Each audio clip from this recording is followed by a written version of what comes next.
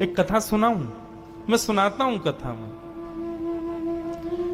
एक ही गुरु के दो शिष्य हैं, सुदामा और कृष्ण, संदीपनी उपाध्याय इनके गुरु जी।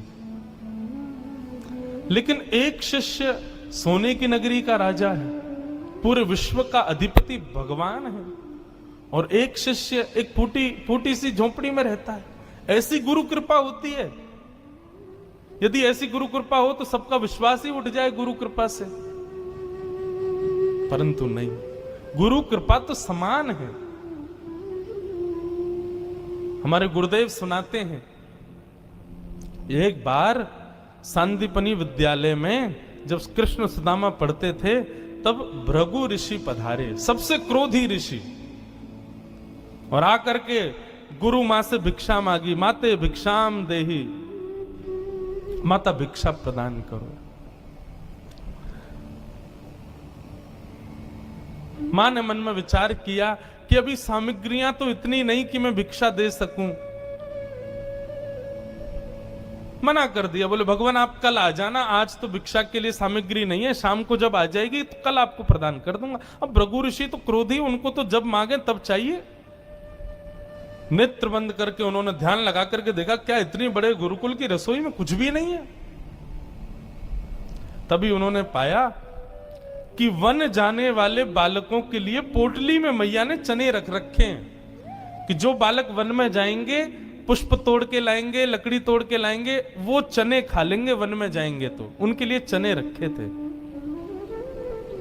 भृगु ऋषि बोले, बालकों की ज्यादा चिंता है, एक ऋषि द्वार पर आया उसकी चिंता नहीं है। थोड़ी दूर जाकर के अपने कमंडल के जल से श्रापित कर दिया, जो भी उन चनों को खाएगा वो लक्ष्मीहीन हो जाएगा, उसके जीवन से लक्ष्मी चली जाएगी, वो निर्धन हो जाएगा। जिस समय भृगु ऋषि श्राप दे रहे थे, सुदामा जी वहीं एक वृक्ष के पीछे बैठ करके कुछ पुष्प तोड़ रहे थे। जैसे ही श्राप दिया, सुदामा जी पहले तो चाहते थे कि मैं जाकर के ये संकेत कर दूं कि भाई उन चनों को मत खाना, उनको शाप लगा है। लेकिन तभी गुरुकुल जाते समय देखा कि सामने से अपने दोनों कमर पर पोटलियां बांध करके कृष्ण चले आ रहे हैं। सुदामा जी बोले, लाला कहां जा रहे हो? बोले, आज तोकू और मोकू वन में जावे की सेवा मिली है, मोए और तोए वन से पुष्प और तुलसी तोड़ के लानी है, लकड़ी तोड़ के लानी है। चल देख, गुरु मैया ने वन में खावे के काजे चना भी दिए, दोनों प्रेम से पाएंगे और प्रेम से वहां से बढ़िया सब कछु लेके आएंगे। आज बालकन में हमारो नंबर आया हो वन में जावे को। सुदामा जी की नजर पोटलियों पर पड़ी, बोले कन्हैया कहीं खा नहीं ले, फेंक देंगे तो कहीं अंकुरित होके वृक्ष बन गए, कोई भी खाएगा तो लक्ष्मीहीन हो जाएगा, मेरो कन्हैया खा लेगो तो लक्ष्मीहीन है जाएगो। सुदामा जी जिद करने लगे, बोले सुन, तू बाकी के सामान रख अपने पास, ये पोटली मोह दे दे, मैं बांधूं अपने कमर पे। ठाकुर जी बोले, क्यों, मैंने बांध तो रखी। बोले, तेरो भरोसा ना है, तो को भूख लगेगा तो मेरे बटकिन ने खा जाएगो, मोकू दे, जब भूख लगेगी तो दोनों बांट के खाएंगे। और जिद करके सुदामा जी ने दोनों पोटली अपने पास रख ली।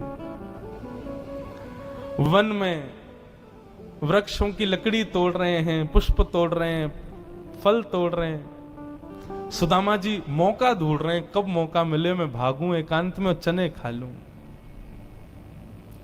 तभी जोर की बारिश होने लगी।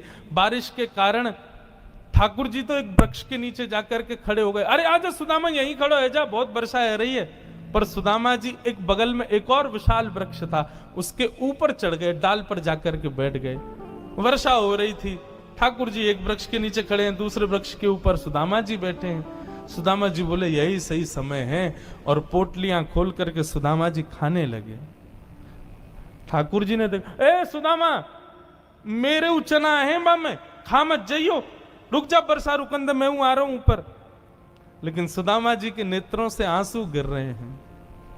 बोले, लाला तू सदा प्रसन्न रहे, मेरे बट की लक्ष्मी भी तेरे पास आ जाए, तेरे जीवन में कभी कोई कष्ट नहीं आवे, मेरे लाला को कभी रोनो नहीं पड़े, कभी उदास नहीं हो, कभी दुखी नहीं हो, यही मेरी मित्रता को उपहार मैं अपने कृष्ण को देना चाहूं। और उपहार के रूप में सुदामा जी ने मानो अपने जीवन में प्राप्त होने वाली समस्त लक्ष्मी भी श्री कृष्ण के चरणों में पधरा दी और दोनों पोटली के चने स्वयं सुदामा जी खा गए। द्वारिकाधीश कृष्ण उस दिन तो सोच रहे थे कि सुदामा, तूने एक बार भी विचार नहीं किया कि मेरे भी चने थे उसमें, पा गया। सुदामा जी क्षमा मांगने लगे, बोले माफ कर दे लाला, भूख ज्यादा लगी हमारे, खा गए हो, लेकिन वास्तविकता कौन जाने। मैं तो अपनी कथाओं में कहा करता हूं बंधुओं, हमारे द्वारिकाधीश सोने की नगरी के राजा हैं।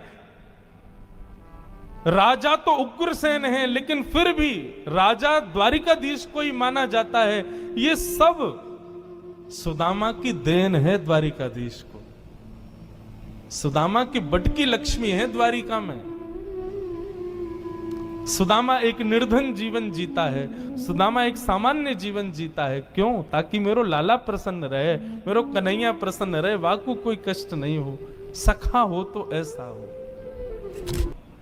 सुदामा जी का जीवन पता है कैसा था? सुदामा जी के घर में आज यदि भोजन बन गया तो निश्चित है 2 दिन तक भोजन नहीं बनेगा।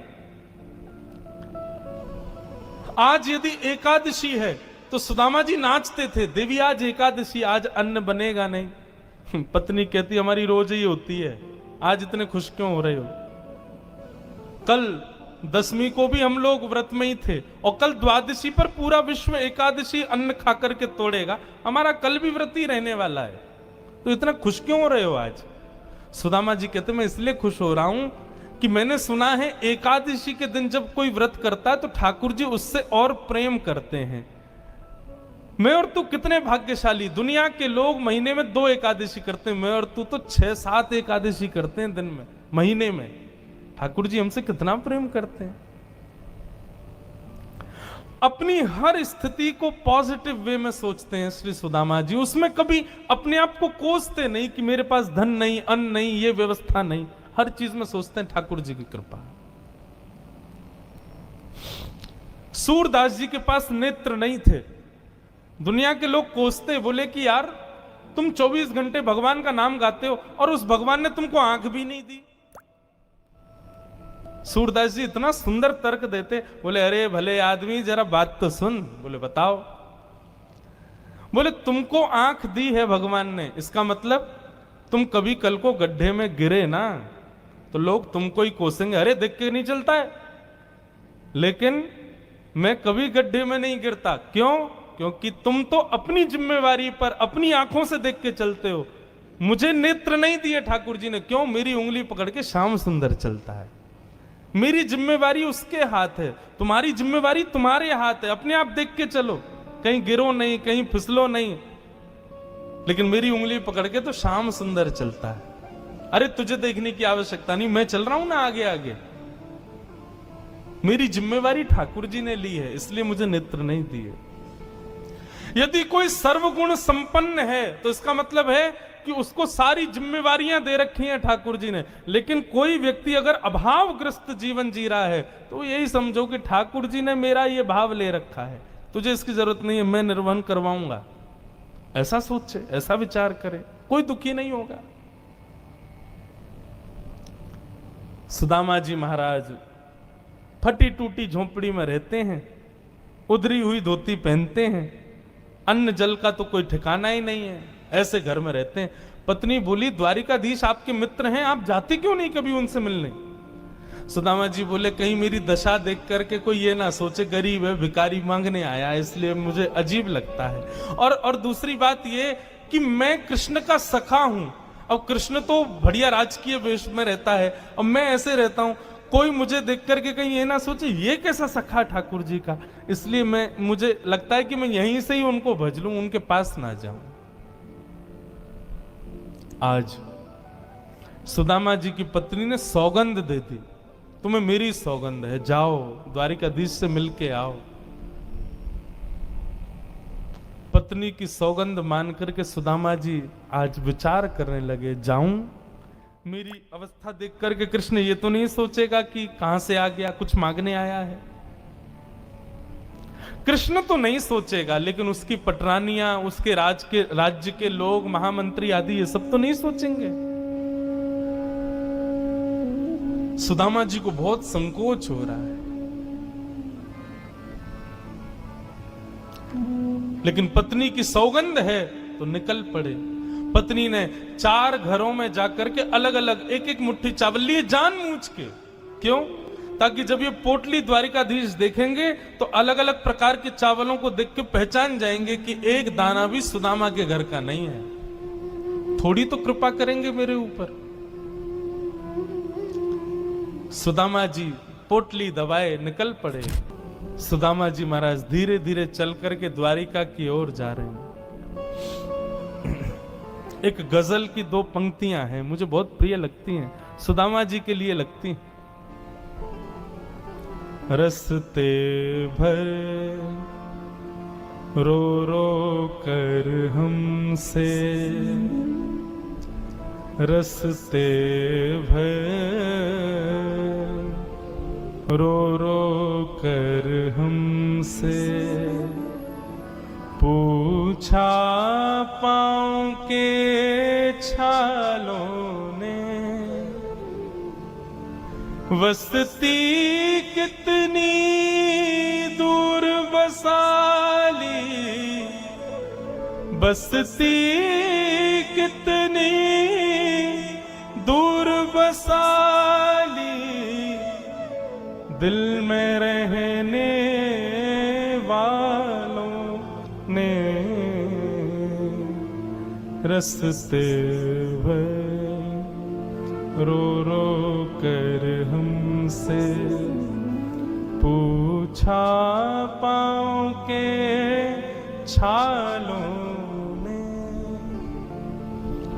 कौन हमारा दर्द सुनेगा इन जख्मी दीवारों पे, अपना अपना नाम लिखाए बस्ती में रहने वालों ने, रस्ते भर। चलते चलते महीनों बीत गए सुदामा जी को। तभी एक व्यक्ति से बोले, भैया द्वारिका नगरी कितनी दूर रह गई है अभी यहाँ से? व्यक्ति हंस करके बोला, भगवान आप गलत आ गए हो। बोले गलत? कितनी दूर आ गए? बोले अभी आप कम से कम 50 कोस और पीछे जाओ, वहां से एक रास्ता मुड़ेगा, वो द्वारिका को जाता है, आप तो कहीं और पहुंच जाओगे अभी। सुदामा जी महाराज बोले, भले पधारे भैया द्वारिकाधीश। चलते चलते चलते मैं तो वैसे ही आधो और आधो है जाऊंगा, मुंह तो लगे मेरे प्राण ही निकल जाएंगे, मैं द्वारिका पहुंच ही ना पाऊंगा। अब लाला तू वैसे तो हमारे हृदय में बैठो है, चल के तो हम पता ना कब पहुंचेंगे, लेकिन लाला तेरी अगर इच्छा हो तो तू ही बुला ले अब मुंह को। और ऐसा कह के सुदामा जी वहीं एक वृक्ष के नीचे लेट गए। जैसे ही लेटे थोड़ी बहुत देर में ही उनको थोड़ी ध्वनि सुनाई देने लगी। नेत्र खोल करके देखा, सोने की नगरी है, चारों ओर जय श्री कृष्ण जय श्री कृष्ण जय श्री कृष्ण नाम की ध्वनि आ रही है। सुदामा जी महाराज थोड़े प्रसन्न हो गए, बोले भैया ये कौन सी नगरी है? किसी व्यक्ति से पूछा ये कौन सी नगरी है? बोले भगवान ये द्वारिकापुरी है, मेरे कृष्ण मित्र की नगरी द्वारिका। बोले हाँ ये द्वारिकाधीश की नगरी द्वारिका। सुदामा जी तो नाचने लगे, जय हो वारे कन्हैया तेरी कृपा। भैया ये द्वारिकाधीश कहां बैठे होंगे? बोले सामने जो महल दिख रहा है इसी के राजा हैं द्वारिका, आप चले जाओ। सुदामा जी गए द्वारपालों से जाकर के बोले, भगवान मेरी फटी हुई धोती और मेरे पतले दुबले तन को देख करके आप ये मत सोचना मैं गरीब हूं कुछ मांगने आया हूं, पहले ही स्पष्ट कर दिया मैं कृष्ण का सखा हूं।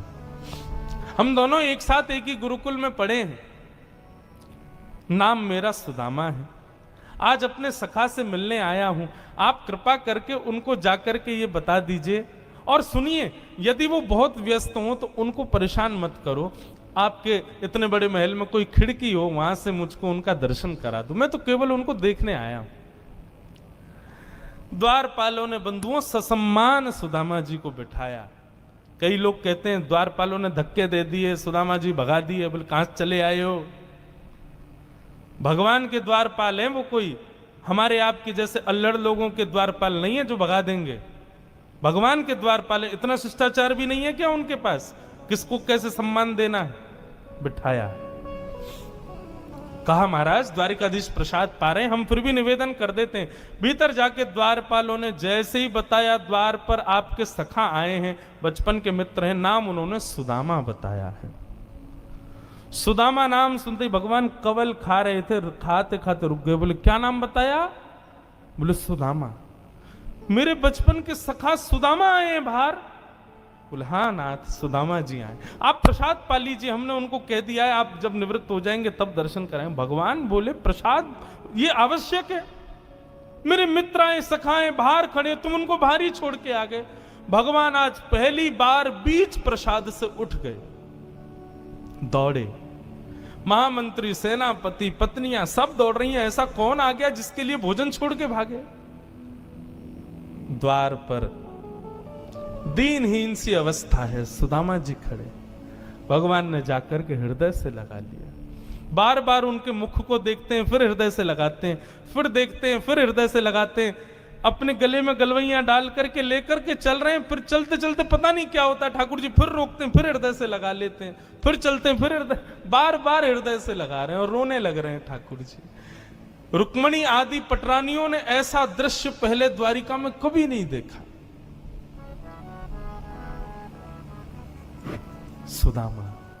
सुदामा जी को ले जाकर के द्वारिका के सिंहासन पर बिठाया। भगवान ने अपने नेत्र के अश्रुओं से सुदामा जी के चरणों को धोया और संपूर्ण जल द्वारिका के चारों दिशाओं में छिड़क दिया। बोले हमारी द्वारिका पवित्र हो जाएगी। सुदामा जी के चरणों का चरणामृत। सुदामा जी कह रहे हैं लाला मैं इन सबके योग्य ना हूं, ये सब कहा कर रहा हो भैया। ठाकुर जी बोले आप किसके योग्य हो और कौन किसके योग्य, मुझसे बढ़िया कोई नहीं जानता, चुपचाप बैठे रहो, जो कर रहे हैं करने दो। जो लक्ष्मी सदा के लिए विहीन हो गई थी, उस वही लक्ष्मी आज सुदामा जी के चरण पहुंच रही है। कौन? रुक्मणी। भगवान की सुदामा जी की थोड़ी मैत्री चर्चा हुई। सुदामा जी से भगवान ने पूछा सुदामा जी ब्याह हो गए आपके? बोले हाँ लाला है क्यों ब्याह। बोले ब्याह कर लिया, हमको नहीं बुलाया। बोले लाला कर्जा लेके ब्याह कियो और वह ब्याह में भी सबन को भोजन करावे के चक्कर में मैं और तेरी भाभी तो भूखे ही रहे। 4 दिन बाद पड़ोसी ने आके भोजन दियो तब जाके तो पेट भरो। अब वहां में तो को बुलातो तो लाला तो पवानो तो बहुत दूर की बात, अब तू आतो तो तेरे संग घोड़ा आते, सैनिक आते, इनको ही नहीं पवा पाते।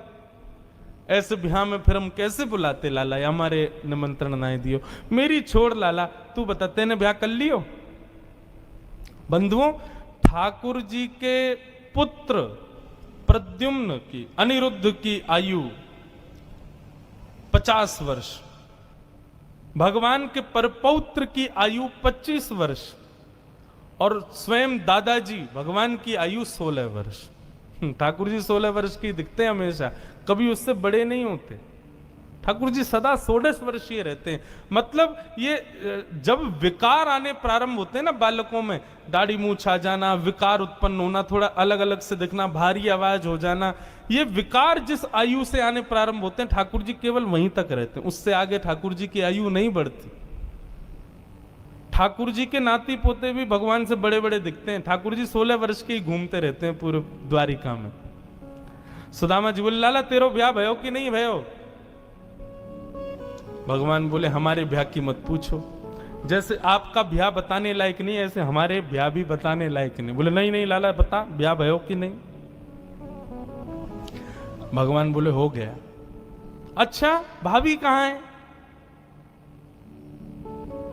चलो मिलवाएं भाभी से। बोले यहीं बुलाते? बोले नहीं बड़ी जगह चाहिए भाभी से मिलने के लिए। बोले क्यों? बोले अब चलो पता चल जाएगी। विशाल एक सभागृह था, सुधर्मा सभा, और उसमें महाराज असंख्य, जहां तक देखो भगवान की पत्नियां खड़ी हैं, घूंघट सिर पर रखा है, इतनी सारी माताएं बहनें दूर दूर तक सिर दिख रहे हैं, लाल लाल साड़ी पहने भगवान की सब पत्नियां। सुदामा जी बोले द्वारिका की सब माताएं बहनें दर्शन करने आ गई महात्मा का। सुदामा जी बैठ गए। भगवान ने इशारा किया, आओ एक एक करके सब प्रणाम करो। मैं रुक्मणी प्रणाम, देवी चरसो भाग्यवती रहो। मैं जामवती प्रणाम, देवी चरसो भाग्यवती रहो। मैं सत्यभामा प्रणाम, देवी चरसो भाग्य, एक एक करके भगवान की। मैं कालिंदी प्रणाम, देवी चरसो भाग्यवती रहो। मैं भद्रा, मैं लक्ष्मणा, सब प्रणाम करती हुई 500 पत्नियां प्रणाम कर गई भगवान की। सुदामा जी बोले, लाला कोई मसनद दे दे। बोले क्यों? बोले मेरा हाथ थगोने के नीचे धर लूंगा, यहाँ पे मेरे मेरे मेरे हाथ में दर्द है रो लाला। ठाकुर जी ने मसनद रख दी। सुदामा जी उससे ही आशीर्वाद दे रहे, प्रणाम प्रणाम, सबको आशीर्वाद। जब 1000 पत्नियां प्रणाम कर गई, ठाकुर जी खड़े खड़े देख रहे थे। सुदामा जी बोले, लाला यहां पे आइयो,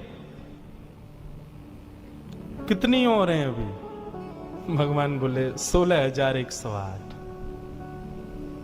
अच्छा लाला ये सब अपनी है? भगवान बोले हाँ सब अपनी। वाह लाला, तेने इतने सारे ब्याह किए, 16,108। अरे भैया हमें एक में ही बुला ले तो हम भी आ जाते मालपुआ खावे। हमने एक किया, वहां में नहीं बुलाया, तू नाराज है क्यों? तेने इतने सारे के एक में ही बुला ले तो। ठाकुर जी बोले, कितने ब्याहों में तो मैं भी नहीं गया था, मेरे बिना ही ब्याह है गया, बिना दूल्हा के ही बारात चल गई। बोले लाला देख, पतलो दुबलो सो में सुदामा, 500,000 पत्नियां प्रणाम कर गई, मेरा तो अभी से बीपी हाई है गो। लाला 16,000 उनको आशीर्वाद दूंगा तो मुंह तो लगा मेरे प्राण ही निकल जाएंगे। एक काम कर, पत्नी तो 16,108 है, पति तो अकेलो तू ही है ना? बोले हाँ। एक काम कर, तू मुंह को प्रणाम कर, मैं तू को आशीर्वाद दे दूं। और सब पत्नियों की ओर अधीश दंडवत कर रहे हैं और सुदामा जी दोनों भुजा से आशीर्वाद दे रहे हैं। इस दृश्य को देख करके द्वारिका के लोग बलियां लेने लगे। जय हो, धन्य है हमारे द्वारिकाधीश। एक ब्राह्मण को कितना सम्मान देना चाहिए, द्वारिकाधीश से सीखो। अपने राज सिंहासन पर बैठा दिया, ये भी विचार नहीं कर रहे हैं कि मैं द्वारिकाधीश हूं, मैं जगत नियंता जगदाधार हूं। साष्टांग दंडवत प्रणाम कर रहे हैं सुदामा जी को। सुदामा जी उनको आशीर्वाद दे रहे हैं। ऐसे कृष्ण सुदामा प्रेम मिलन को हम बारंबार प्रणाम करते। बंधु, सुदामा जी से बहुत कुछ सीखा जाता है। जीवन में कैसी भी परिस्थिति आ जाए उसमें सकारात्मक ही रहो, कभी भी दोष मत दो ठाकुर जी को। ठाकुर जी क्या कर दिया आपने? नहीं, हम सब अपने प्रारब्ध को भोग रहे हैं। हर भाव में ठाकुर जी की कृपा का अनुभव करो, ठाकुर जी इतना सम्मान देंगे। फिर सुदामा जी वापस लौट करके जब आए तो कुटिया की जगह बड़े बड़े महल खड़े थे। सुदामा जी मंदिर देख के डर गए, पर भगवान की कृपा है। ठाकुर जी ने कहा, देखो सुदामा जी। सुदामा जी बोले, लाला इतनी व्यवस्थाओं में भजन नहीं होता, मैं तो वन में जाके भजन करूंगा। सुशीला और वहां के बालक रहे आएंगे महल में। ठाकुर जी बोले, व्यवस्था मेरे से विमुख व्यवस्था होगी तो भजन नहीं होगा, मुझसे युक्त व्यवस्था यदि मिलेगी तो उसमें भी भजन करो, इसलिए चिंता मत करो। सुदामा जी महल में रहने लगे। इस प्रकार भगवान ने कृपा की। बोलो भक्तवत्सल भगवान की जय। बंधुओं एक बात बताएं आपको, आश्चर्य होगा सुन करके, संपूर्ण पूरी भागवत में श्री सुदामा जी का नाम नहीं है।